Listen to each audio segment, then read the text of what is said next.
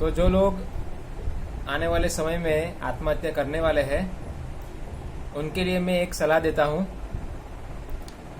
कि आत्महत्या करने से पहले एक बार सोच लीजिएगा कि आप किसकी हत्या कर रहे हैं।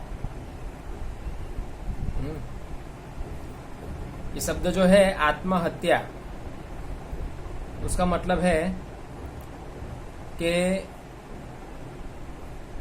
आप अपने आप को मार रहे हो। और आप अपने आप को मार रहे हो, उसको और हमें समझना पड़ेगा कि आप कौन हो, आपकी वास्तविक पहचान क्या है, आप अपने आप को क्या समझते हो, ये पहले समझिएगा, उसके बाद आत्महत्या कीजिएगा। तो ये विज्ञान समझे बिना कभी भी आत्महत्या मत कीजिएगा, वरना कोई फायदा होगा नहीं, सिर्फ व्यर्थ का श्रम हो जाएगा, मगर आपकी चिंताओं का समाधान नहीं होगा। इसलिए सलाह आपको मैं दे रहा हूं, और ये सलाह का आधार है श्रीमद् भगवद गीता। तो भगवद गीता के अंदर भगवान श्री कृष्ण कहते हैं, और विज्ञान भी है, अगर आप खुद अनुभव कर सकते हैं कि आप कौन है ऐसा। तो कृष्ण कहते हैं कि हम शरीर नहीं आत्मा है। क्या है हमारी वास्तविक पहचान? हम शरीर नहीं है, आत्मा है। ओके, तो आत्मा का वर्णन भगवान ने कहा है गीता के अंदर कि आत्मा को कोई मार नहीं सकता, सुखा नहीं सकता, काट नहीं सकता, जला नहीं सकता। आत्मा का कोई बाल भी बांका कर सकता नहीं है। जो हम है, हम शरीर नहीं आत्मा है, और हम आत्मा है तो हमारा कोई कुछ भी नहीं कर सकता। पहले ये बात समझ लीजिए। कोई कहता है कि किसी ने मुझे गाली दी, मेरा अपमान किया, ये किया, वो किया, कोई लड़का मुझे छोड़ के चला गया, मगर ये सब चीजों से कोई हमारे आत्मा को हानि होने वाली नहीं है। न हन्यते हन्यमाने शरीरे, हमारी आत्मा को कोई हानि नहीं होगी। जो भी हानि होने वाली है वो शरीर को हो रही है, और हम लोग शरीर नहीं है। ठीक है, हम शरीर है ही नहीं, तो हम दुखी क्यों हो रहे हैं?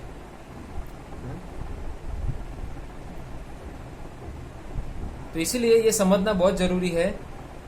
ये ज्ञान है, ये वास्तविक ज्ञान है, जो हमें स्कूल कॉलेज में नहीं पढ़ाया जा रहा है। हमको धोखा दे रहे हैं स्कूल में, कॉलेज में, एजुकेशन सिस्टम के अंदर। मगर भगवान श्री कृष्ण गीता के अंदर हमारी मदद कर रहे हैं, हमें ये वास्तविक ज्ञान देकर।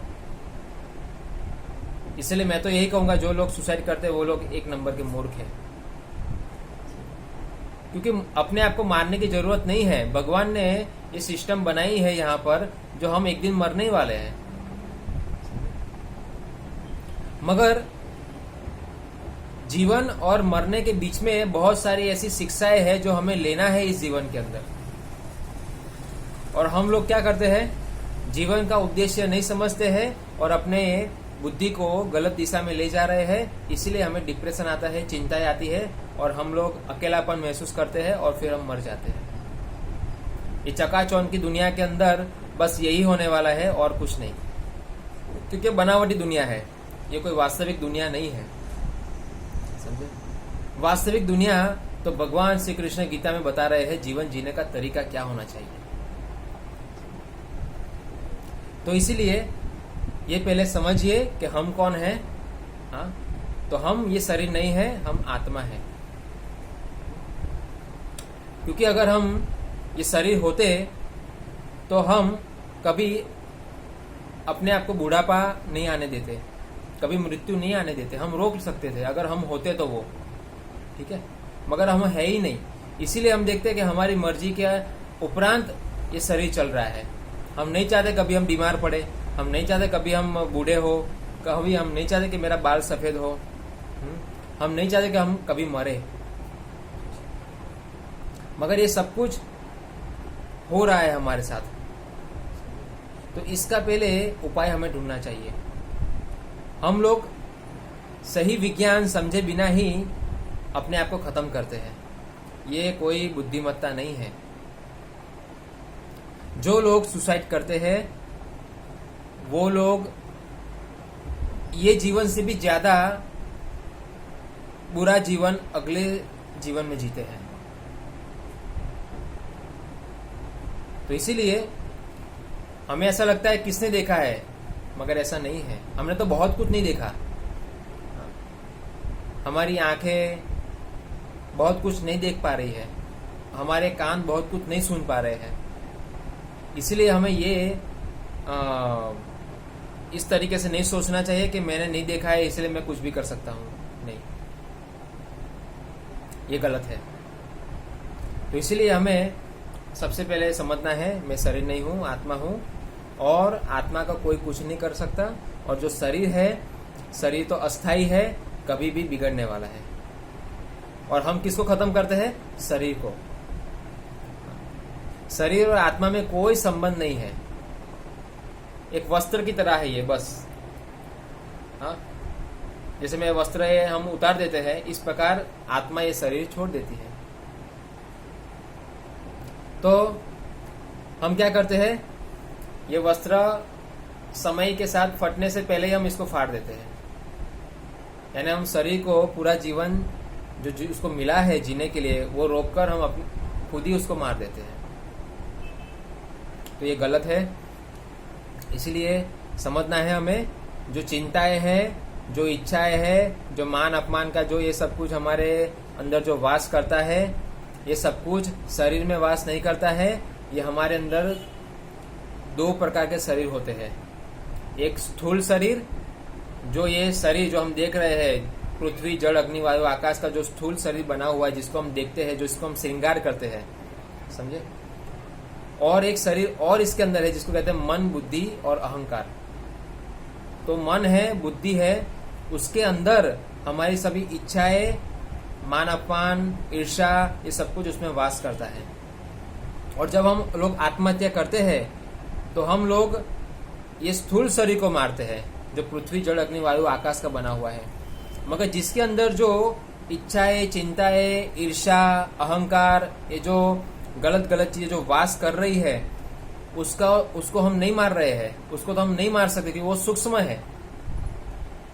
और दूसरी बात कि जब ये हम शरीर को छोड़कर और एक शरीर में प्रवेश करते हैं, तब हमारी वो चिंताएं जो है, जो हम ये सोचा कि मैं इस जीवन खत्म करूं, अगला जीवन में आनंद ही आनंद है, ऐसा कुछ नहीं है। ये ख्याली पुलाव है, ये पकाना बंद करो।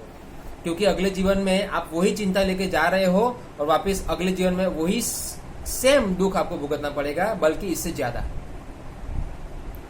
तो खत्म करना है तो ये स्थूल शरीर को खत्म मत करो।